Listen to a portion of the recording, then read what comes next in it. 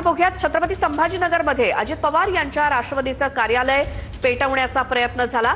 छत्रपती संभाजीनगरच्या कैलासनगर भागामध्ये असलेलं हे अजित पवार यांच्या राष्ट्रवादीचं कार्यालय, मात्र तिथे असलेल्या कमानीच्या पडद्याला एका व्यक्तीनं आग लावण्याचा प्रयत्न कशा पद्धतीने केला त्याचं हे सीसीटीव्ही फुटेज समोर आलेलं आहे।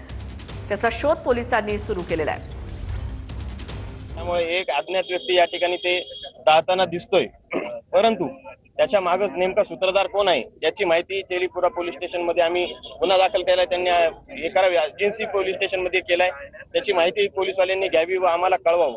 आम्ही फक्त या ठिकाणी जनतेला, प्रभागातील सर्व लोकांना एकच आव्हान करतोय की कृपया असल्या कुठल्याच भूलथापांना, जातीवादाला, धर्मवादाला बळी न पडता विकासाच्या मुद्द्यावरच आपण ही लढाई लढू आणि विकासाच्या मुद्द्यावरच राष्ट्रवादी काँग्रेस पक्ष संपूर्ण शहरात लढणार आहे। तो अज्ञात नाही दिसत, तो काय भारतीय जनता पार्टीचं समर्थन करणारा कार्यकर्ता वाटतो मला। जी माहिती मिळालेली, मी जी माहिती घेतली त्याच्यामुळे तो अज्ञात नाही वाटत, कारण त्या ठिकाणी थोडंसं भारतीय जनता पार्टी दादाचे कार्यकर्ते आमने सामने सतत आहेत मागच्या 8 दिवसांनी। मला वाटतं त्याच्यातूनच हे केलेलं दिसतंय। ओव्हरऑल अज्ञात नाही, त्याला ओळखतात सगळे लोक। जो जाणणार आहे तो भाजपचा